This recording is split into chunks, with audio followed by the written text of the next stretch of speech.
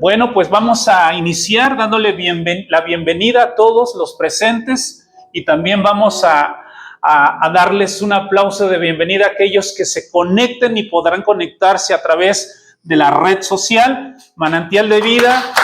Bienvenidos. Gracias.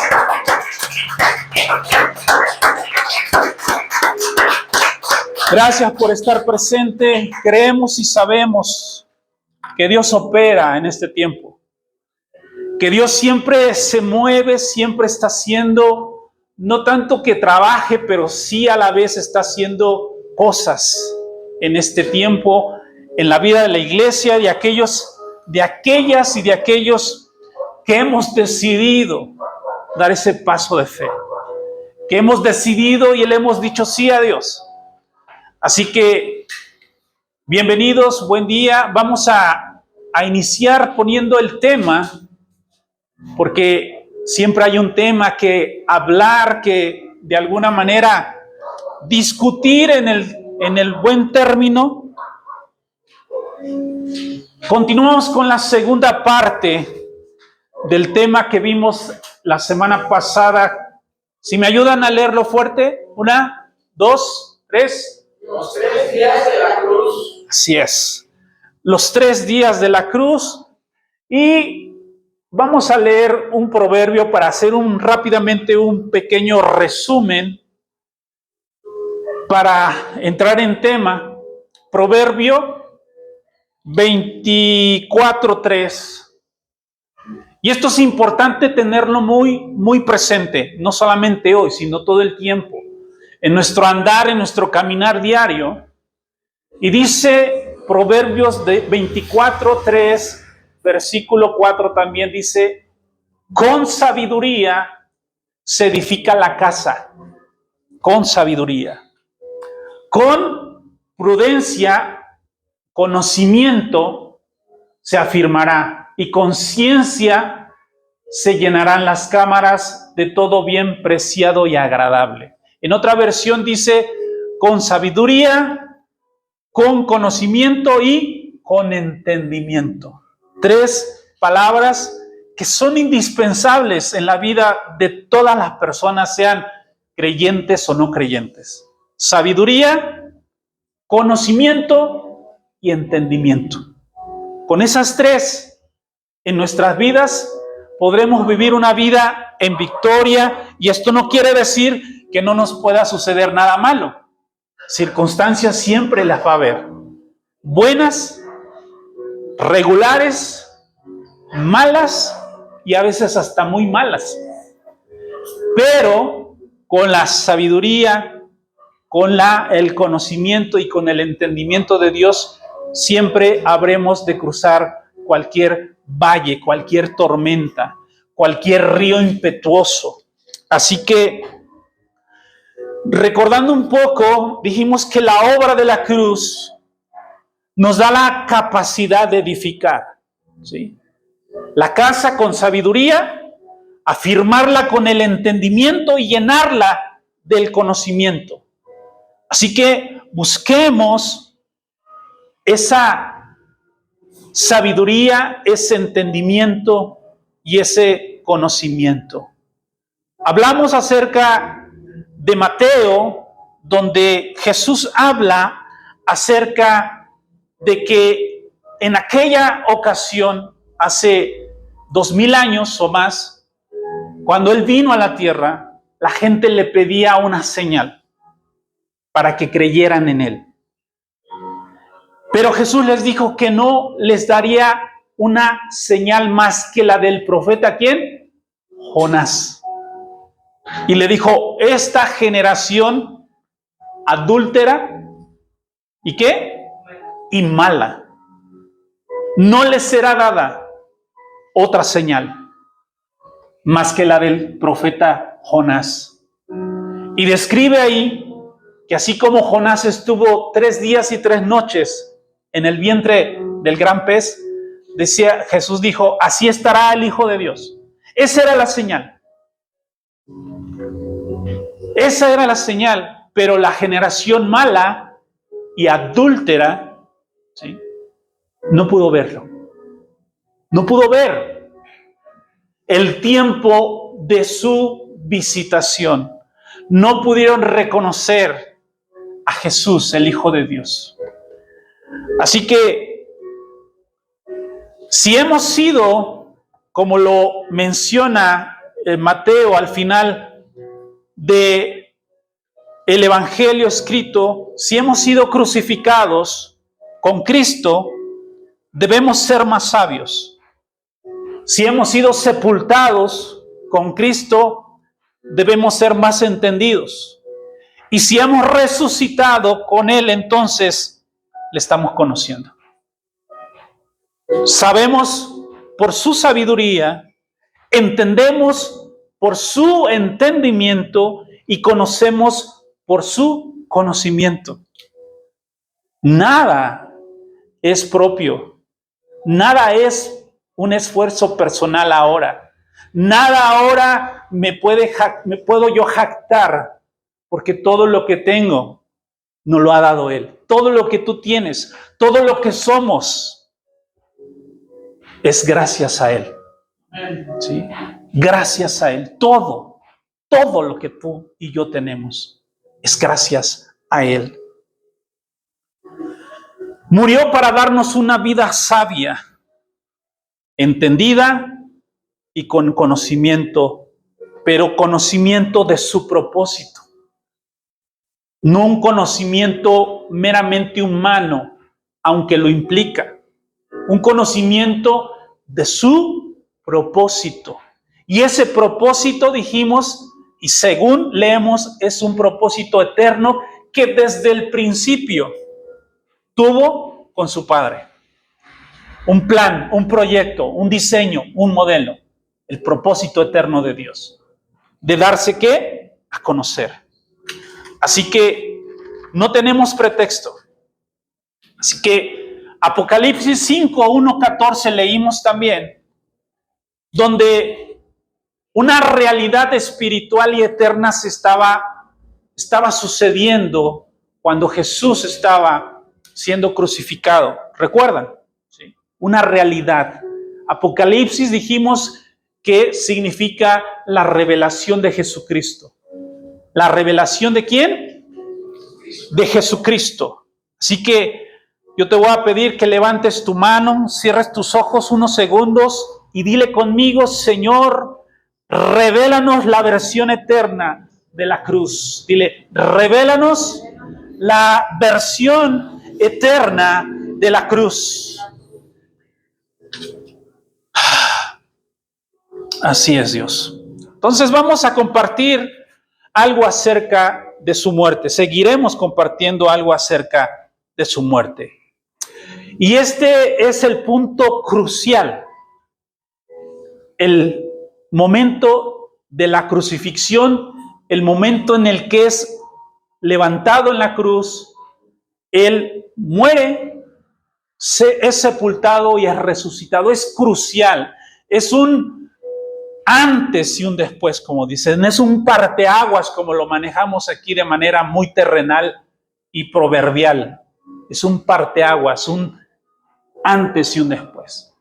¿Sí? Es crucial ese momento, porque lo llevó, o más bien la historia de la palabra de la Biblia, de la historia bíblica, narra cómo desde el principio, después de haber desobedecido la primer pareja, y esto llevó siglos, llevó tiempo, llevó luchas, llevó un esfuerzo humano, hubo sacrificios después bajo la ley de corderos, de machos cabríos, pero Cristo lo hizo de una sola vez y para siempre.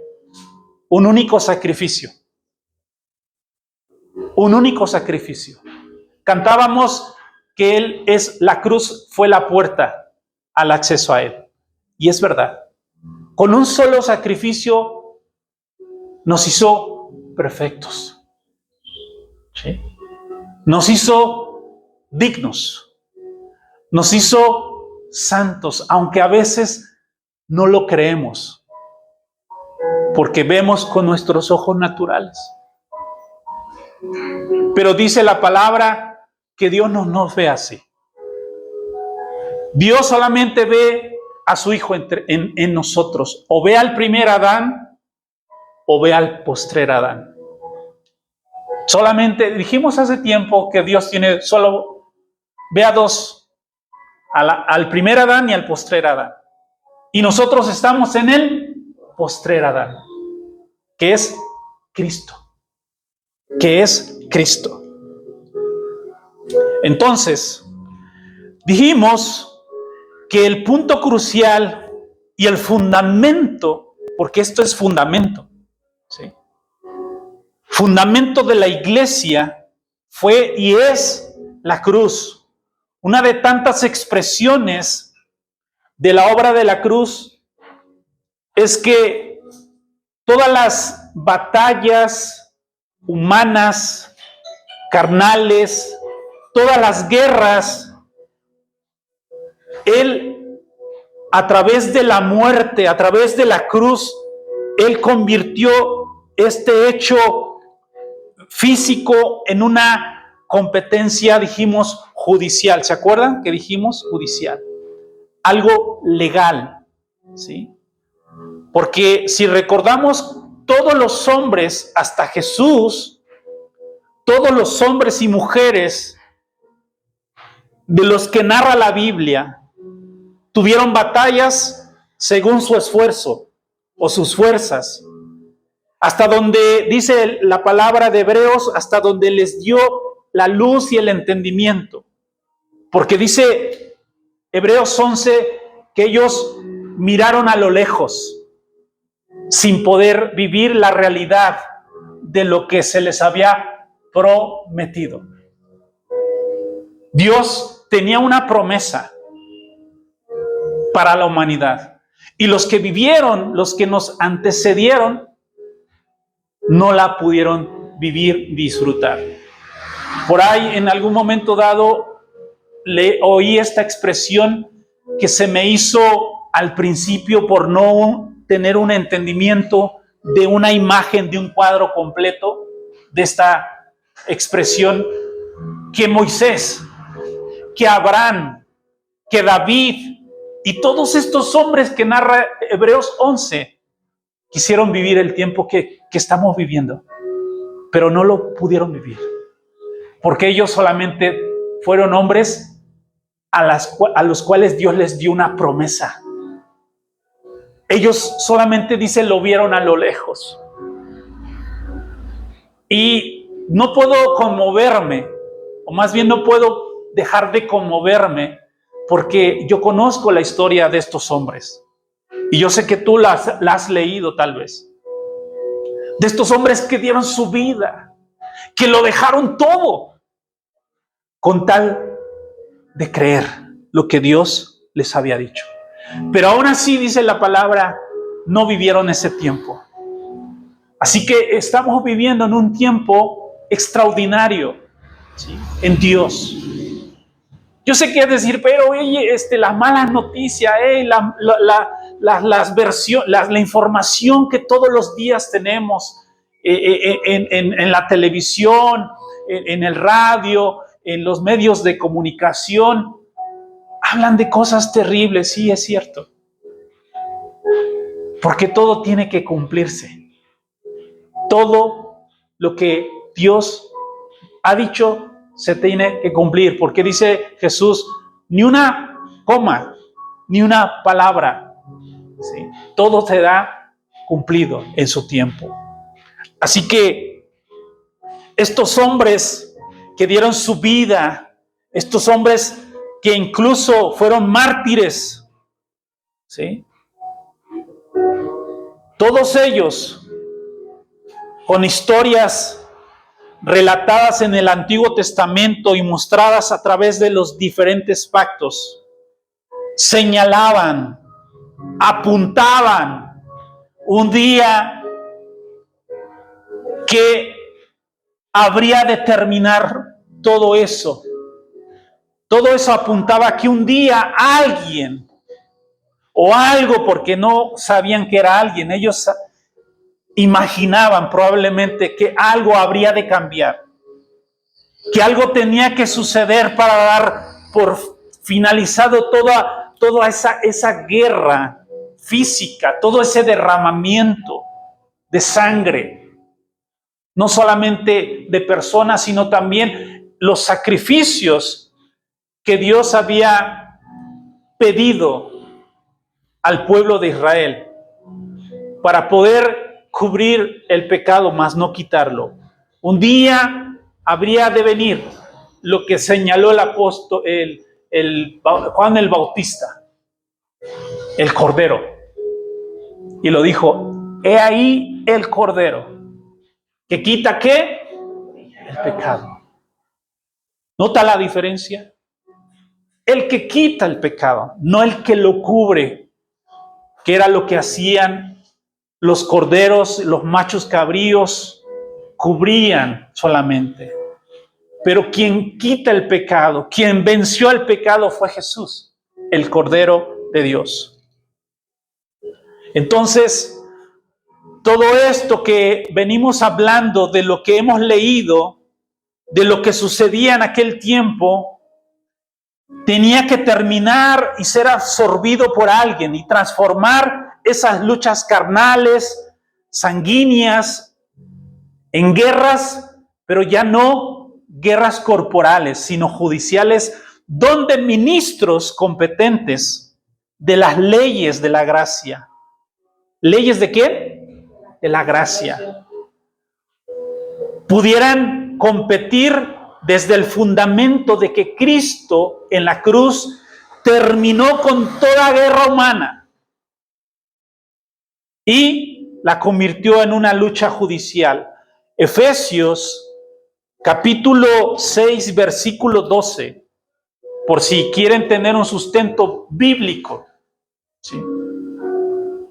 Efesios capítulo 6, versículo 12 dice que no tenemos lucha contra ¿quién?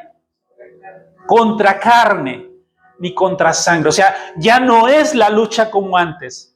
Por eso es importante entender cómo se viene desarrollando a través de la historia todos estos sucesos para poder tener una comprensión de la obra de Cristo en la cruz. Antes el ser humano tenía que esforzarse. Lo que le dijo a Gedeón: esfuérzate y sé valiente. Y así como a él, a muchos tenían que conquistar. Estamos viendo los miércoles el libro de Josué, y ahí narra todas las luchas físicas, corporales, donde ha habido o hubo derramamiento de sangre, donde tenían que a base de fuerza física conquistar. Ahora ya no es así. Ahora estamos viviendo en otro tiempo, en el tiempo de la gracia. ¿Sí? Por eso es importante que no perdamos de vista esto, porque no tenemos ahora ya una lucha, porque todavía en algunos lugares, en algunos o con algunas personas hacen guerra espiritual, hacen lucha espiritual. No se trata ya de eso, ya no tenemos que luchar de esa forma, porque ahora ya no es una competencia o ya no es una lucha, dice ahí el apóstol Pablo, contra carne, sino contra ¿qué? Potestades, contra gobernantes de las tinieblas que se levantan contra argumentos que se levantan en contra de la verdad de Dios, con altivez. ¿Sí? Por eso debemos dejar de ser personas ignorantes, y esta palabra no es una palabra ofensiva, y lo digo para que nadie se ofenda, porque todos tenemos y hemos tenido un grado de ignorancia, porque ignorar, lo hablamos hace tiempo, ignorar es no saber. Ignorar es no saber. ¿O no? Pero ¿qué sucede cuando sabes? O cuando sabemos. Dejamos de ser ignorantes. Y Pablo dice: no ignoréis. ¿Sí? No ignoréis. Esa es la gestión de la iglesia, y no solamente de manera corporativa, sino de manera personal. Si yo quiero dejar de ser o de no tener un conocimiento, puedo acceder a ese conocimiento. Porque ahora está el acceso libre. Vimos en el video que la mesa estaba, ¿qué? Puesta y servida. Y cada uno de nosotros tiene el derecho, por la gracia, de tomar lo que Dios nos ha dado. ¿Sí? Una frase muy común en algunos lugares donde se congregan es que desde un púlpito o desde el lugar donde están se ora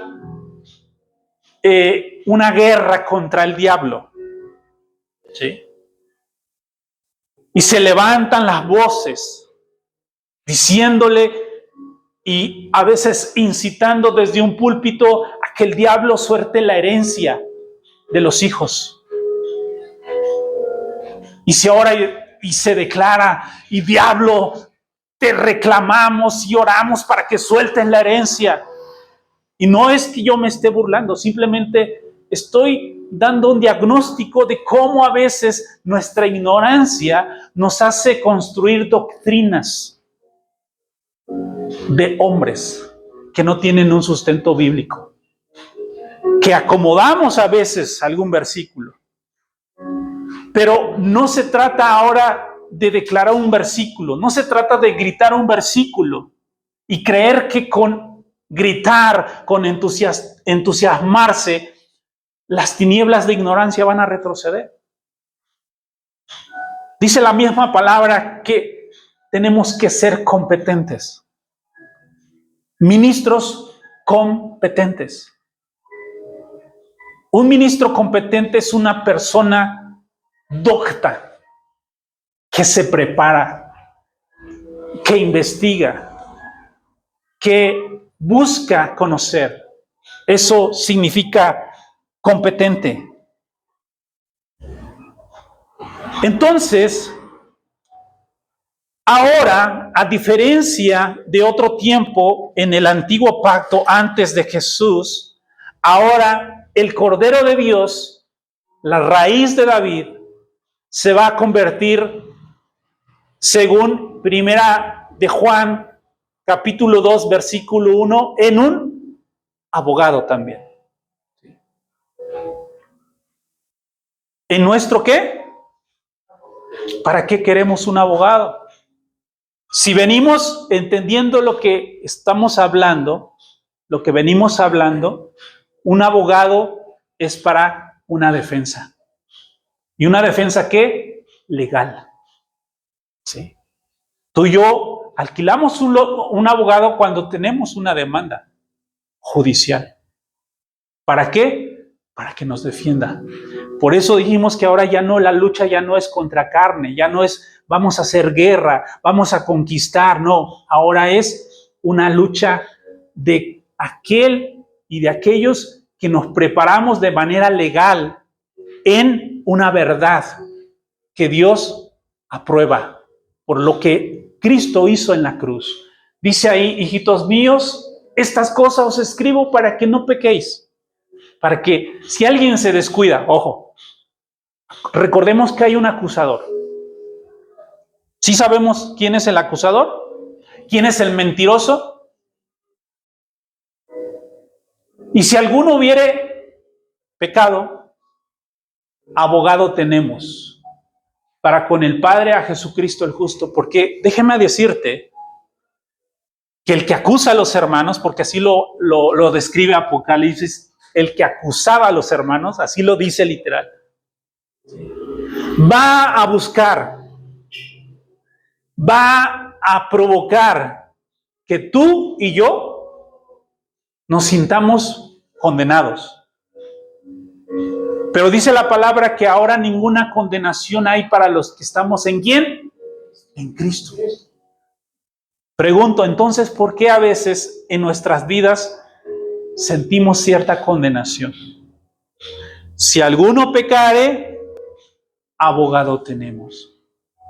¿Sí? Hay una ley. ¿Se acuerdan de la nación? Cuando hablamos de una nación y que cada nación tiene una constitución para defender los derechos. Todo emana de la palabra. ¿Sí? Todo emana de la palabra. Todo tiene un origen.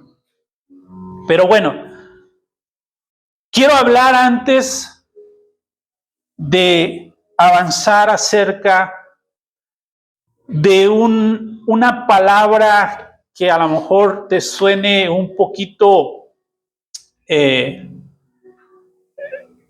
difícil o incomprensible cuando se menciona, que es la palabra impasible, otra palabra inmutable y la otra palabra es pasión. ¿Sí? 3 palabritas también. Porque ellas nos van a definir precisamente la frialdad de Dios con la que gobierna. ¿Sí? Y cuando digo frialdad, no estoy diciendo lo que entendemos por una persona fría, aunque implica precisamente el dominio. ¿Sí? Vamos a tratar de, con la ayuda de Dios, de ver este aspecto.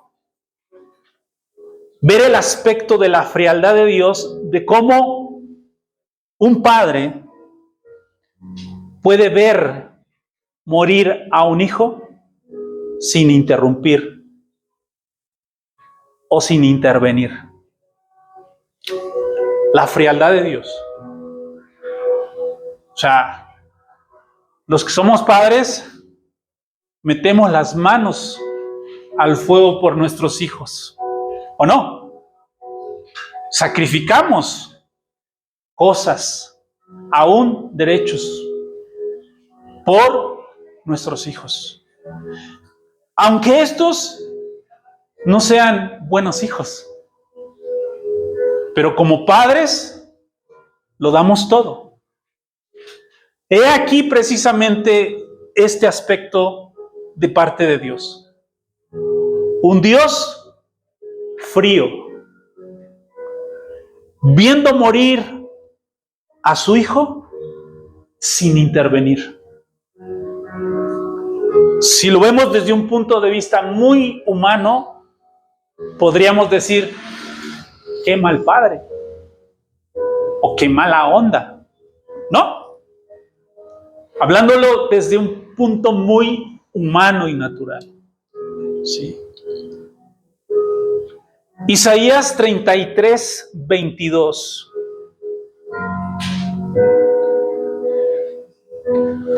Dice que porque el Señor es nuestro, ¿qué? Pues el Señor es nuestro legislador, el Señor es nuestro rey, Él nos salvará. O si alguien piensa que esto no tiene un sustento bíblico cuando hablamos de que Jesús llevó este asunto de Dios, del hombre a un asunto de legalidad, ahí está el sustento. ¿Ok? Entonces, Dios es el que concentra estos poderes. Poder, en una nación hay un poder. A ver, los que estudian leyes, hay 3 poderes, ¿no? Uno de ellos, ¿qué él?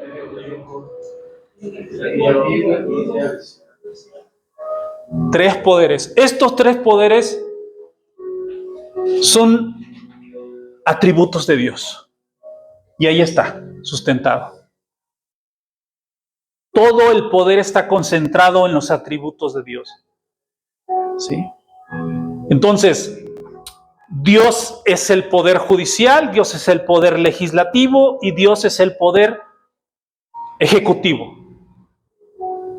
¿Sí vamos entendiendo? ¿Sí? Entonces, debemos saber que la muerte de Cristo nos va a ligar a la sabiduría de Dios. Tenemos que saber que un día vamos a estar delante de este Dios, de nuestro Dios, que es judicial, de este Dios que es soberano, de este Dios que opera estos tres poderes. ¿Sí? Todas nuestras victorias a partir de la resurrección de Cristo se convierten en un hecho judicial que gana quien mejor sabe, porque eso es lo que hace un abogado, ¿no? Gana quien mejor sabe, pero ¿qué? ¿Qué va a saber? Defender, pero con un sustento, con un fundamento que son las leyes que se ejercen en ese país o en el país en la que está. ¿Sí? Porque, repito, en este tiempo, como en el tiempo anterior, había un acusador, un espíritu acusador. Y dijimos que una demanda judicial, ya sea verdad o sea mentira, tiene consecuencias, ¿no? Si alguien te difama y te demanda, no porque sea una mentira, tú te cruzas de manos y no va a pasar nada. Te van a citar, te van a visitar para que se aclare tu inocencia. Para eso necesitamos un abogado, ¿sí? Entonces, esto que estoy hablando o que estamos hablando tiene que hacernos reflexionar y pensar que nosotros como hijos, como creyentes de Dios, en este evangelio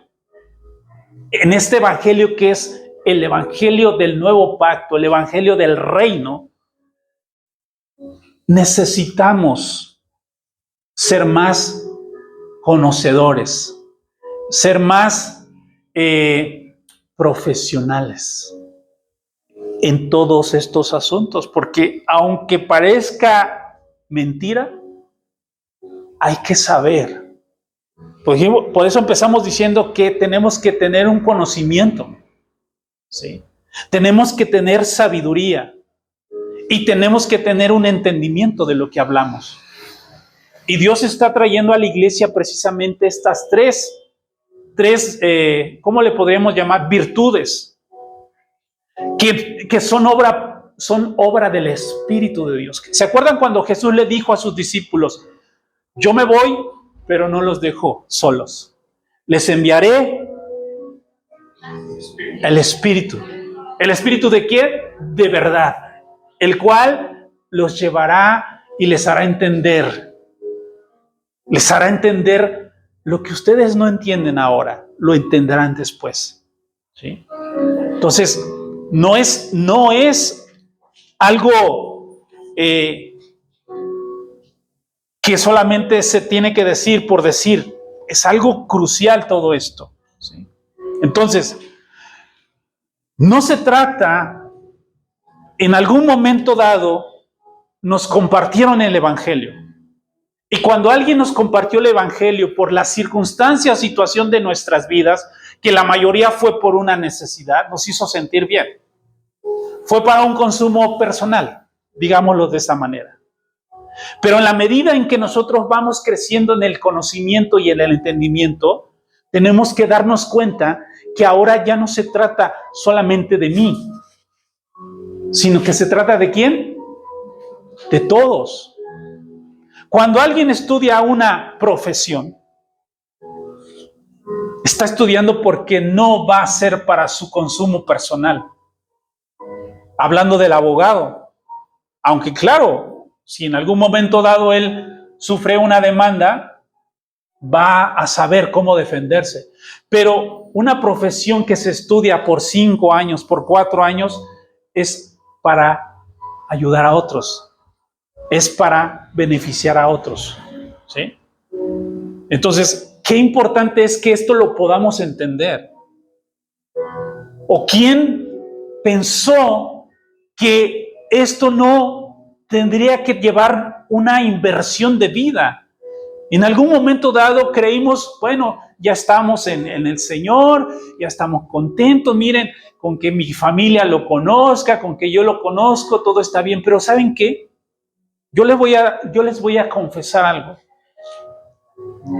Llega un momento, y llegará un momento en tu vida, si aún no lo llega, pero va a llegar, en que tú vas a tener la necesidad de compartirle a alguien más, de decirle la verdad de Dios, de compartir esto que te está pasando a ti o que te va a pasar a ti, porque tú sabes que es bueno, porque tú sabes que esto es una vida distinta a la que en algún momento dado creíste que habrías de vivir. Nacemos, crecemos, nos desarrollamos, nos multiplicamos y morimos. No es solamente para eso que vinimos a esta tierra. Tú y yo vinimos para algo más. No solamente, yo he escuchado en algún momento dado en mi vida que dicen, la verdad, yo no sé ni para qué nací. No sé si alguien ha escuchado esta frase. No sé ni para qué nací. O no sé qué hago yo en esta tierra. Nacimos porque fue un plan de Dios, porque hubo un diseño en Dios de poder nacer en esta tierra y de poder cumplir un propósito para Dios en esta tierra, que es darlo a conocer. Pero ¿cómo lo vas a dar de conocer? ¿Cómo vas tú a darlo a conocer si no le conoces? Tenemos que conocer. Así como el abogado tiene que conocer las leyes, nosotros tenemos que conocer las leyes de Dios. Entonces, hemos hablado de un evangelio donde tenemos o representa un desafío en la actualidad. Porque antes, a diferencia de hace 30 años, tú podías hablar del evangelio según te llegó. Pero ahora estamos en otro tiempo, ¿eh? Y aquellos que rebasamos los 50 saben de lo que estoy hablando. Los tiempos han cambiado. La gente quiere oír, pero ya no quiere oír como antes oía. Ellos quieren oír ya. La gente está cansada de las mentiras, está cansada de la fábula, está cansada de la filosofía que no trae una realidad en sus vidas cotidianas. ¿Sí? Entonces nosotros necesitamos conocer, necesitamos saber. Hay una generación que debe dedicar su vida de manera más profesional al llamamiento o al llamado de este evangelio. Dije hace rato que íbamos a ver unas descripciones, ¿verdad?, de 3 palabras. La palabra impasible. ¿Qué significa o qué describe a una persona impasible? Impasible es la incapacidad de padecer o imperturbable o de imperturbarse. Dios no experimenta, y esto es algo duro para nuestra alma, Dios no experimenta dolor ni placer por tus o mis acciones. La otra palabra es que Dios es inmutable. ¿Qué significa o describe una persona inmutable? Que no cambia. Dios es eterno y es perfecto, no cambia. Bueno, pero aclaremos qué es lo que no cambia.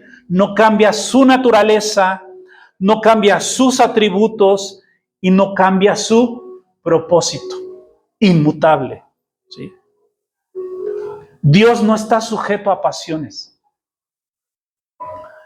Dios no se moverá por una situación humana que nos suceda.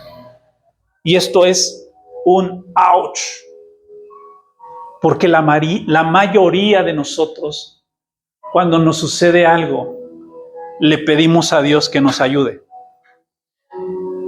Y ese pedirle a Dios que nos ayude no es muchas veces que nos fortalezca, sino que nos saque de la situación en la que estamos. Hay que ser honestos. Hay que ser honestos. Y hay que ser humildes. Cuando tú y yo nos hemos metido en una situación difícil, a veces le decimos: Dios, sácame de esto, de este apuro, sácame de esta situación, sácame de esta circunstancia. Déjame decirte, y lo digo con un dolor meramente humano, que Dios no hará que tu situación mueva su mano. Porque Dios no está sujeto ni a pasiones, ni a sentimentalismos. Dios es un Dios impasible e inmutable. Dios lo mueve, o no lo mueve, mejor dicho, las situaciones de las víctimas, sino que Él va a gobernar por su justicia y por su legalidad. Dios va a gobernar por su justicia y por su legalidad, no por sentirse una víctima. ¿Sí me van siguiendo o no? ¿Seguros? ¿Sí? Entonces, esto cambia el panorama. ¿Sí? Dios no se moverá por una situación que te esté pasando a ti, que te haga sentir mal. Dios va a actuar por propósito. ¿Sí? Dios va a actuar por diseño. Dios va a actuar por modelo. Te voy a poner un ejemplo para que esto quede bien claro. Siempre el ejemplo va a ser Jesús. Getsemaní, una noche antes de la crucifixión. Padre, dice, y Jesús sudaba gotas de sangre por la presión de todo lo que venía. Y él oró y dijo: Señor, oh Padre, si es posible, haz de mí que pase esta copa. Haz que pase esta copa. ¿Qué es lo que estaba pidiendo?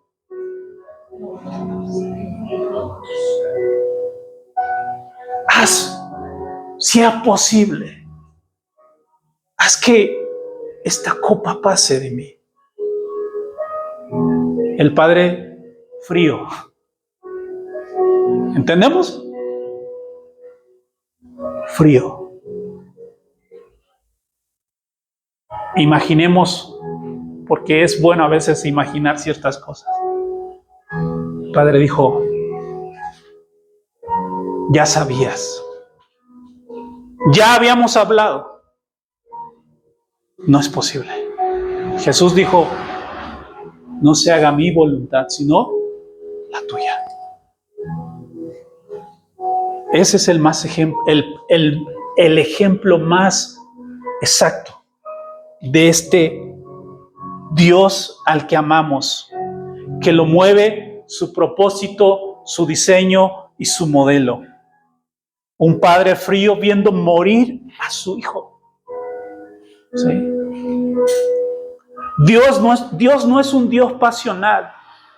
¿Saben por qué? Si hablamos de sabiduría, como lo vimos en Proverbios, la sabiduría y la pasión o las pasiones son contrarias. completamente contrarias. Nosotros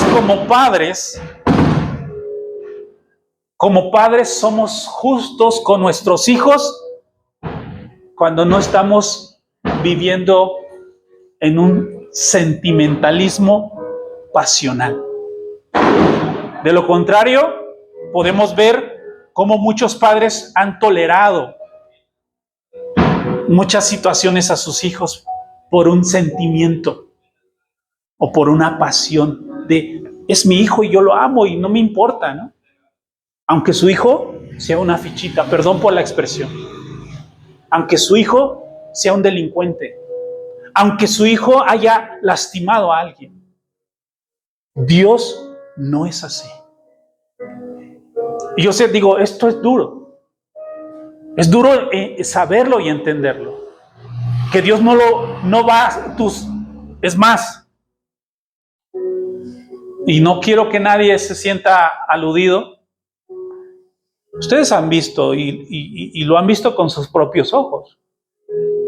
Yo soy una persona que llora, expresa sin temor un sentimiento de este tipo. Me han visto. Pero no por eso voy a hacer que la mano de Dios se mueva. Esto es algo muy propio. Porque a veces te dicen, no, humíllate delante de Dios, ruégale, llora, convéncelo. No se puede. Ni Jesús pudo. Ni Jesús pudo. ¿Sí? Porque Él solo se mueve por propósito, por diseño y por un modelo ya establecido. Entonces, la sabiduría y las pasiones son completamente opuestas a la una de la otra. Hace tiempo muchos predicábamos o compartíamos, y yo podría decir, si fuera en otro tiempo, lo que necesitamos es pasión por Cristo. Pasión por Cristo. ¿Se oye bien o no? Necesita pasión por Cristo. Todos necesitamos pasión. Pero ya definimos lo que es una pasión. De hecho, el apóstol Pablo le dice a Timoteo, huye de las pasiones juveniles. Huye de las pasiones. No existe en la Biblia un versículo donde Dios nos diga, nos haga suponer que le sirvamos con pasión. No existe. Chéquenlo ustedes. Todo lo contrario. Porque la pasión no es compañera, amiga de la sabiduría. Porque la definición de pasión es un sentimiento excesivo, ¿sí?, de algo. Por eso Pablo le dice a Timoteo, huye de las pasiones, ¿sí?, y más de las pasiones juveniles.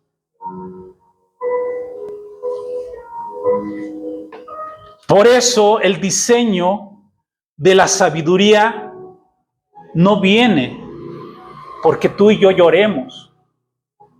Si aquí todos nosotros nos ponemos a llorar para pedirle a Dios algo, perdóneme, no haremos que Dios cambie lo que Él ya ha predestinado, lo que Él ya ha diseñado, lo que Él ya en su propósito eterno ha establecido. Llorar es un sentimiento de desahogo de manera personal. Yo no sé si en algún momento dado tú y yo, o más bien, yo ya les dije, yo me he desahogado a veces llorando. Y yo he llorado delante de Dios. Y he llorado delante de algunas personas. ¿Es malo? Y te le voy a decir algo personal, muy, muy personal, que yo pienso. Que Dios sí tiene sentimientos, pero no es un Dios pasional.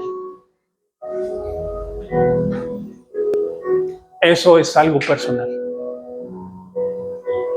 Sí, es algo personal. No es doctrina tampoco. En una reunión como esta y como en otros lugares,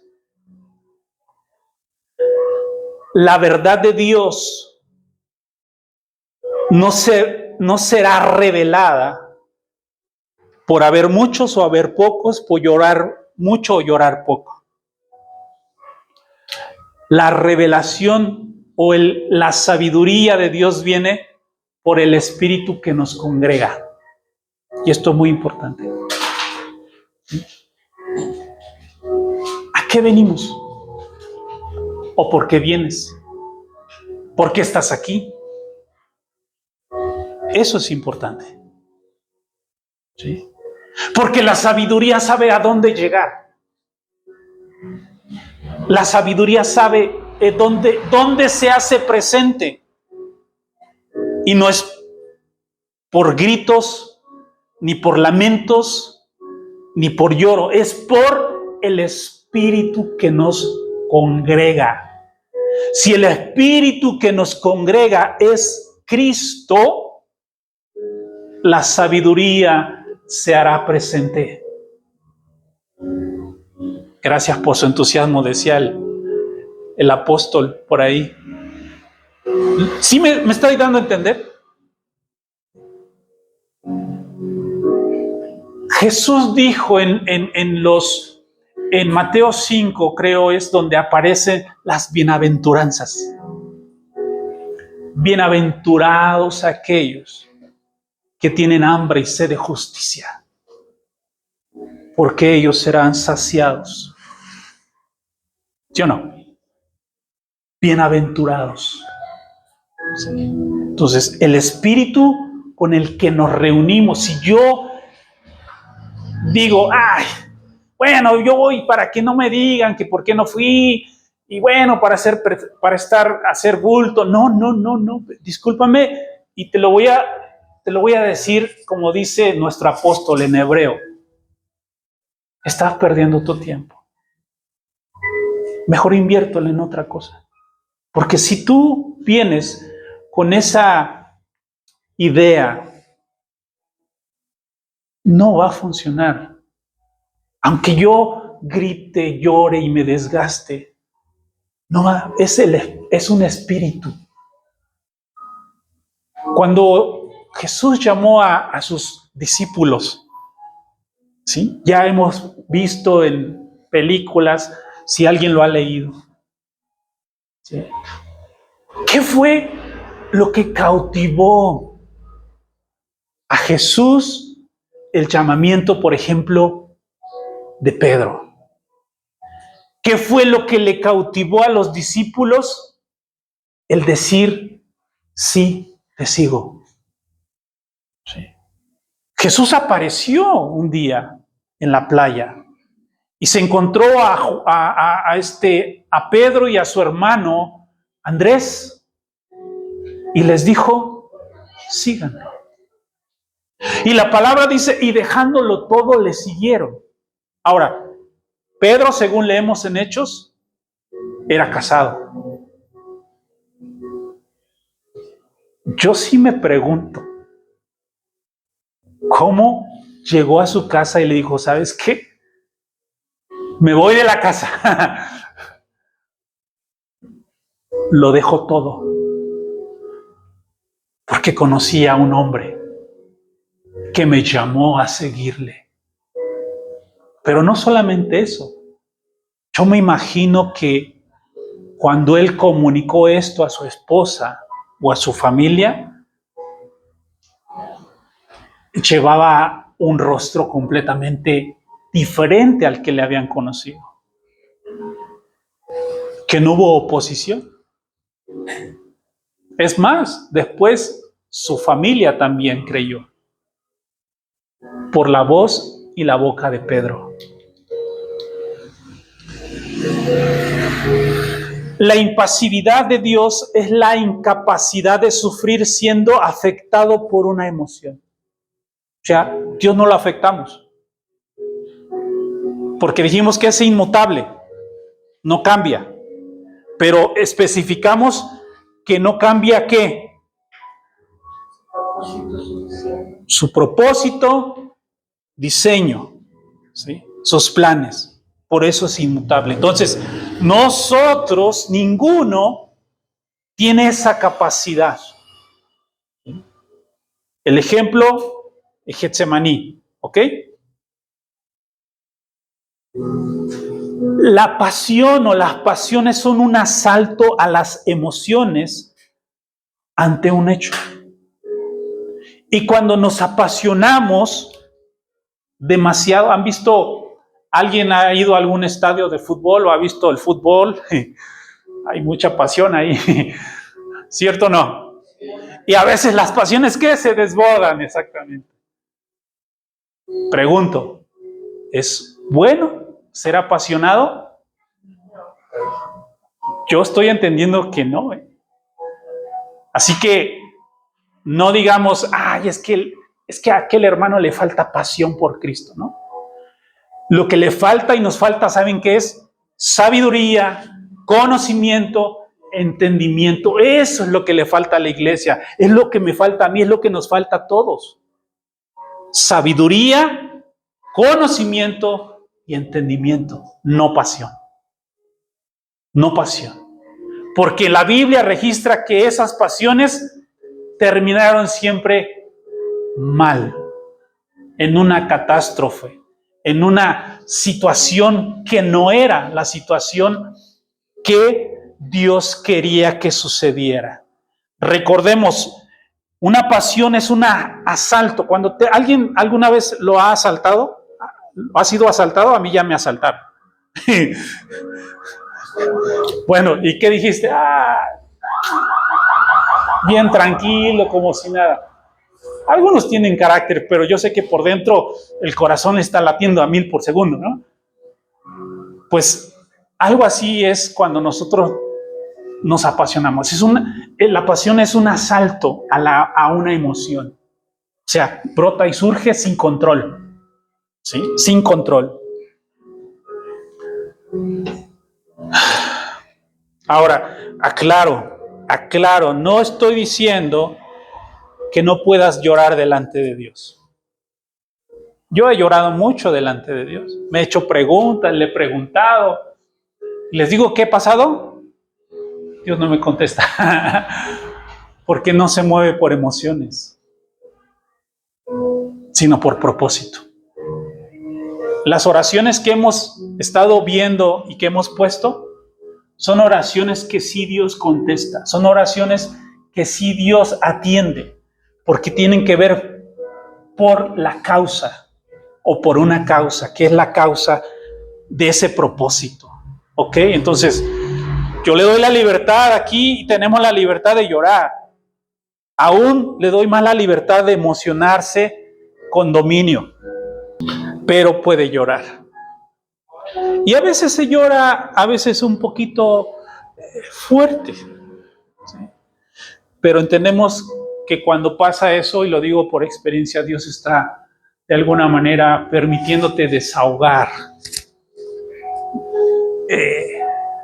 tu herida, tu situación. Algo sucede. No sé, no tengo las palabras, pero algo sucede. De hecho, el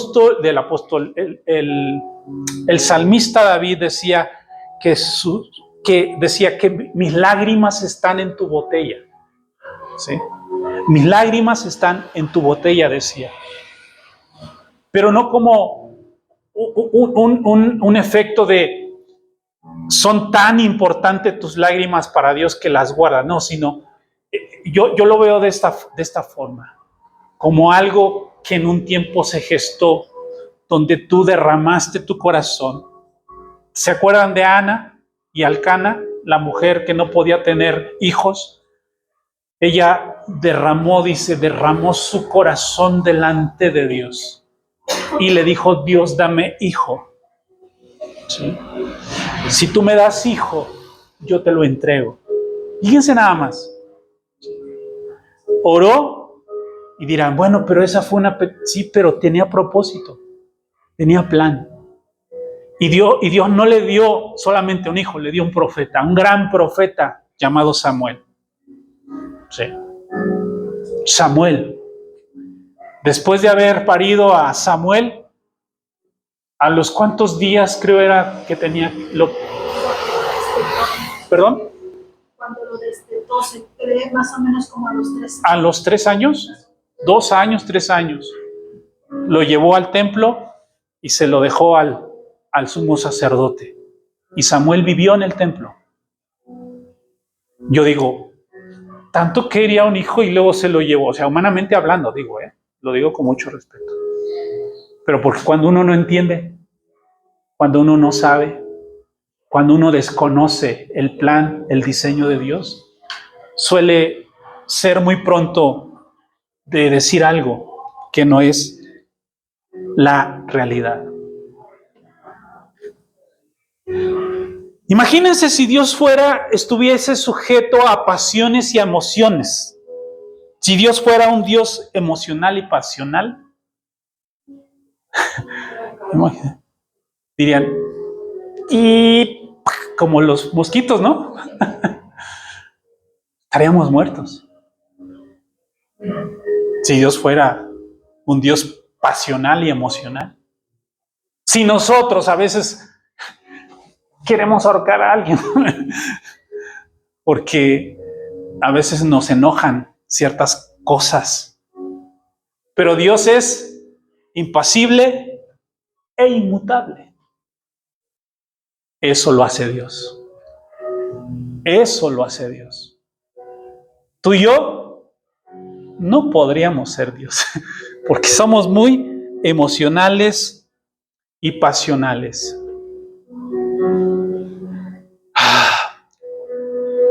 De hecho, hay unos versículos, si quieren anotarlo, Romanos 1, 26, 32. ¿Perdón? Romanos 1, 26 al 32. ¿Sí? Bueno, déjalo. Está bien, no importa. Para que lean 3 versículos más. Y hay otro versículo que es Colosenses 3, 5, 17. Narra precisamente esto que estoy hablando. Uno de ellos dice, porque mientras estábamos en la carne, las pasiones pecaminosas que eran por la ley obraban en nuestro cuerpo. Así que dice el apóstol Pablo, haced pues morir lo terrenal, ¿sí? O sea, siempre que se vincula una pasión, lo lleva a la obra de la cruz, con algo que tiene que morir, con algo que tiene que morir. Y si algo tiene que morir en Cristo, también tiene que resucitar, ¿sí? Por eso decía el apóstol Pablo, con Cristo estoy juntamente, ¿qué? Crucificado. Y ya no vivo yo, mas Cristo vive en mí. Y ciertamente, si Cristo murió, también resucitó, nosotros también, ¿qué? Resucitamos con Él. ¿Sí?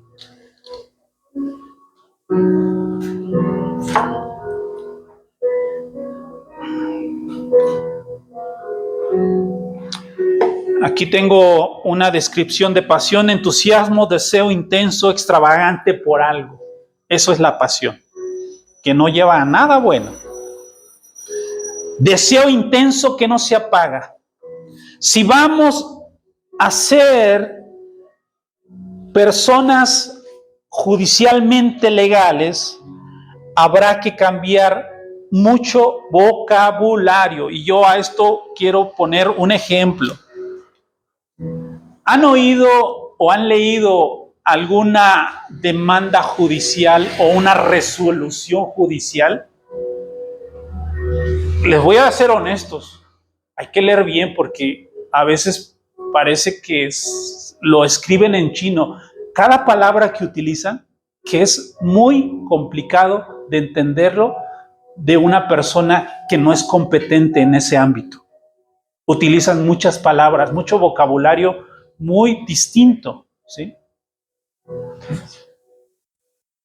Muy distinto a la persona común. Los escritos y todo eso. Por eso, si vamos a ser personas que lleven este evangelio, que legislemos, o más bien que llevemos al grado judicial. Cuando digo grado judicial, es presentar, ¿sí?, con fundamento y argumento la legalidad que por derecho el hombre tiene por causa de un sacrificio en la cruz, ¿sí? Es muy distinto y muy diferente. No se trata únicamente de voy a recitar un versículo, como les dije, sino que hay que tener un fundamento. Hay que explicarle. Decía el apóstol Pablo, presenta defensa de tu fe. Presentar defensa de tu fe. Y es una palabra que usan los abogados, ¿no? Soy defensor de, represento a. Entonces, tenemos nosotros que ser más doctos. No es suficiente con lo que vemos y oímos aquí. Hay que seguir leyendo, hay que seguir estudiando, hay que seguir sumergiéndonos en esto que es el evangelio del Señor. Entonces, para esto hay que recuperar la palabra profesional, que tiene que ver con una capacitación. ¿Sí? Por un tiempo, les voy a decir, y no sé si algunos llegaron a escuchar, cristiano hace muchos años era sinónimo de tonto. Perdóname la expresión, ¿sí? Y de ignorante. En serio. Porque teníamos una fe ciega, pero no legal. Porque no sabíamos legislar la ley de la gracia, el derecho que como hijos Cristo ganó en la cruz. ¿Sí? Necesitamos recuperar la palabra ¿qué? Profesional. Capacitación. ¿Sí? Capacitación. Que seamos más doctos, más profesionales en nuestro llamamiento, en nuestra vocación, en nuestra profesión. Y por eso estamos trabajando. Yo sé que nos falta. Yo estoy trabajando en ello. De verdad, en distintos aspectos tenemos que ser más profesionales en todo. A eso estamos siendo llamados. Que no seamos personas creyentes de ocasión, sino de vocación. ¿Sí? De hecho, Pablo dice que hemos sido llamados, que caminemos como es digno. ¿Cómo es digno de qué? ¿De vuestra qué? Vocación. Caminar como es digno. Mira que andemos como es digno de el llamamiento de nuestra vocación. Estar en el Espíritu. Su muerte nos provee sabiduría. Y nosotros colaboramos con esa sabiduría argumentando contra la sabiduría del mundo palabras ya no carnales, sino palabras de verdad y palabras que no son reacciones. ¿Sí? Cuando nosotros en otro tiempo, decía la palabra, estábamos muertos en nuestros delitos y pecados, cuando alguien te hacía algo, lo primero que carnalmente decías, este me la va a pagar. Que el que me la hace, ¿qué? Decía la ley, me la paga. Y dice que la venganza se sirve en frío, ¿no? Entonces, nosotros como hijos, entendidos, ¿sí? Entendidos en los tiempos en que el mundo busca una respuesta, porque todo el mundo busca una respuesta, busca una solución, quiere tener una esperanza. Nuestra esperanza no va a ser lo que yo pienso, la esperanza que nosotros tenemos que presentarle es una esperanza con un fundamento, ¿sí? Con una legalidad también. No solamente, pues yo le voy a hablar de Cristo y ya, no. Hay que hablarle con fundamento, ¿sí? Con fundamento. No es lo que yo me imagino, es lo que la Escritura dice, lo que la palabra. ¿Qué le decía Pablo a Timoteo? Te insisto en que escudriñes la Escritura, porque tal te hará ¿qué? Sabio. ¿Okay? No estoy diciendo que ahora, bueno, vas a tener que irte a tomar un curso de teología.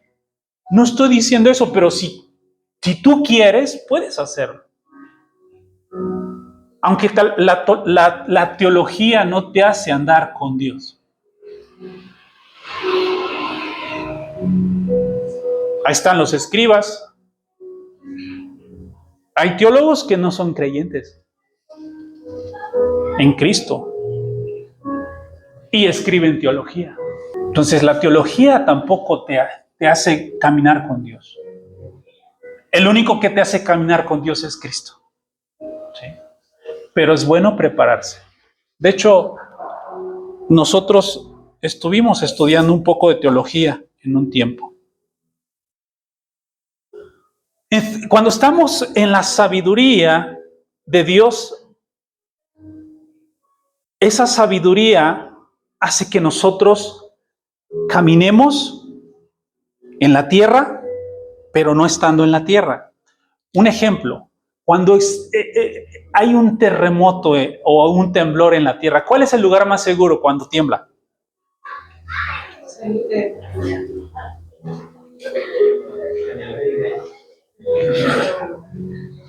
El aire. Porque estás en el aire, no sientes el temblor. El lugar más seguro para un hijo es vivir en el Espíritu. Porque aunque haya circunstancias, yo no estoy diciendo que no va a haber, porque aunque haya circunstancias, si tú y yo vivimos en el Espíritu, estamos seguros, porque sabemos que esto va a pasar, porque sabemos que tiene un final, porque sabemos que habrá un nuevo día, porque sabemos que habrá una luz más brillante después de la tormenta, como lo vivieron los discípulos, como tú lo viviste, como lo has vivido en situaciones, aún sin Cristo, aún sin este conocimiento. Tú y yo, déjame decirte, ya hemos sido marcados por Dios. ¿Sí? Y yo sé que a veces es muy fácil no pensar o creer esto. Pero si aquí alguien de los que estamos aquí, vamos a hablar de los que estamos aquí y vamos a hablar de los que nos van a ver allá, a través de la plataforma. Si tú estuviste hasta este punto, ya sabes mucho, ya sabes demasiado. No puedes ignorarlo. Puedes rechazarlo, mas no puedes ignorarlo. Dios nos ha marcado precisamente.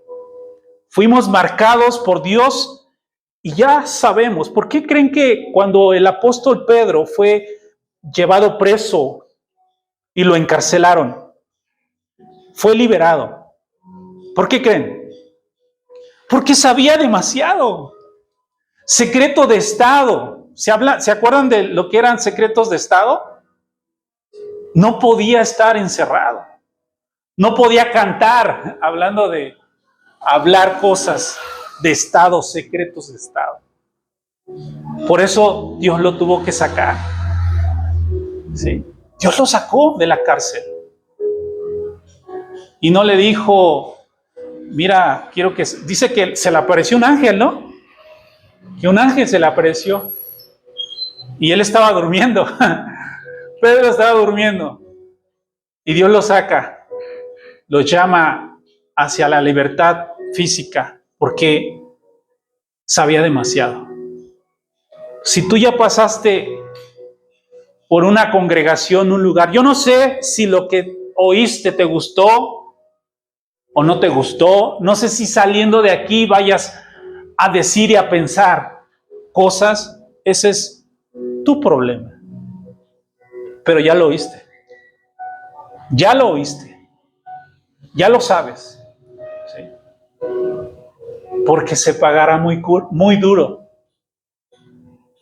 o se pagará caro.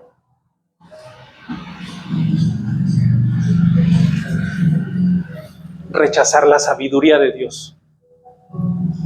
Porque la sabiduría de Dios toca la muerte de su Hijo. La cruz. Entonces, no es una amenaza, simplemente hay que entenderlo. ¿Sí? Hay que entenderlo.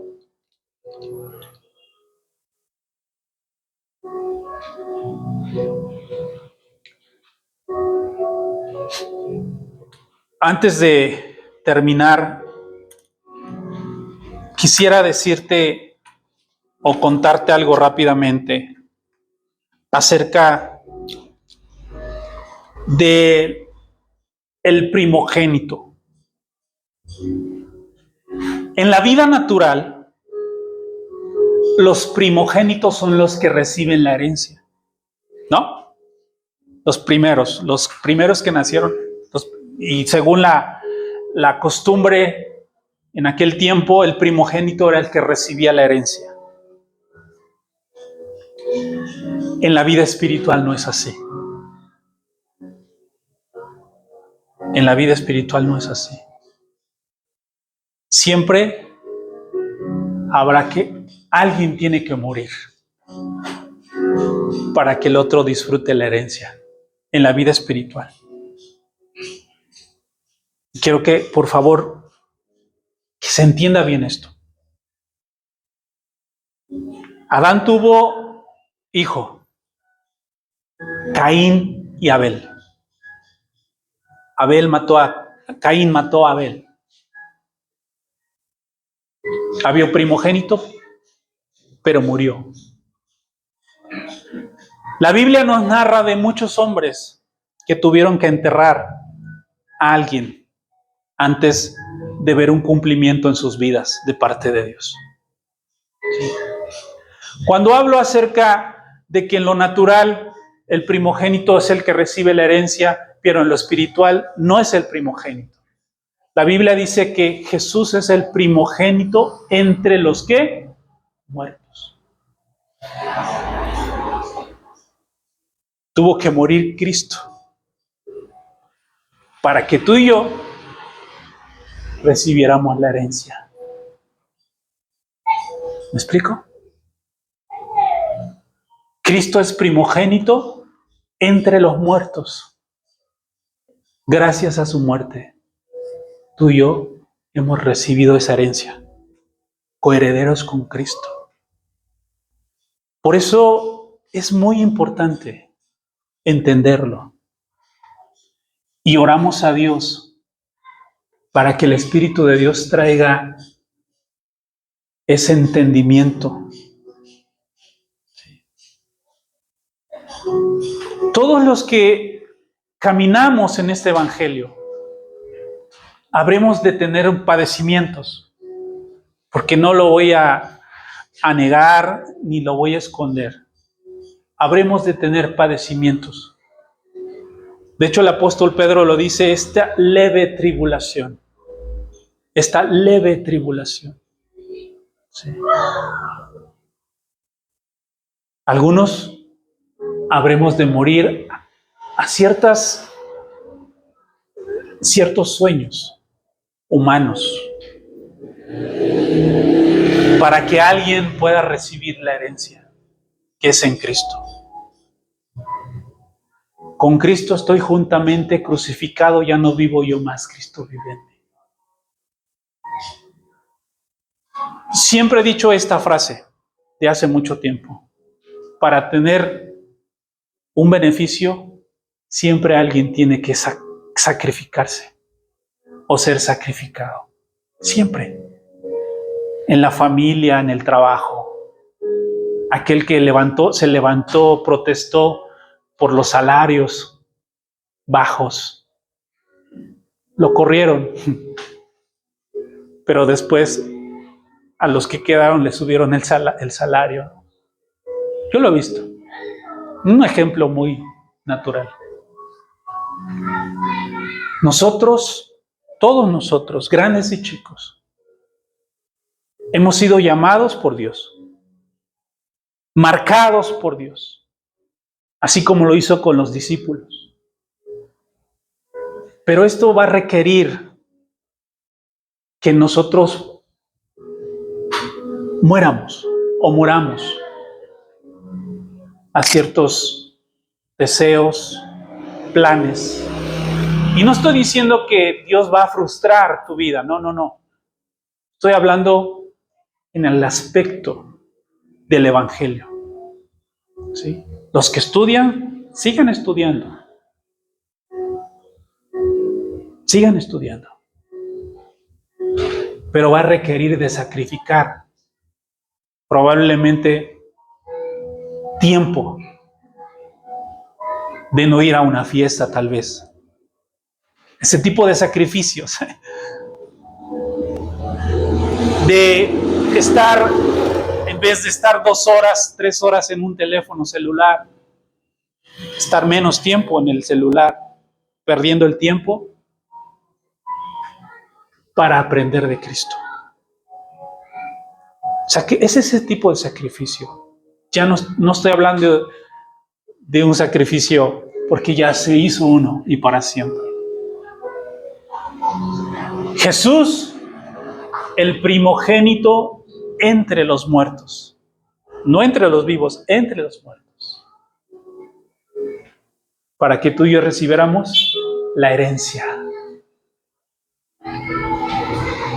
Hay que saber qué fue qué herencia tenemos en Él.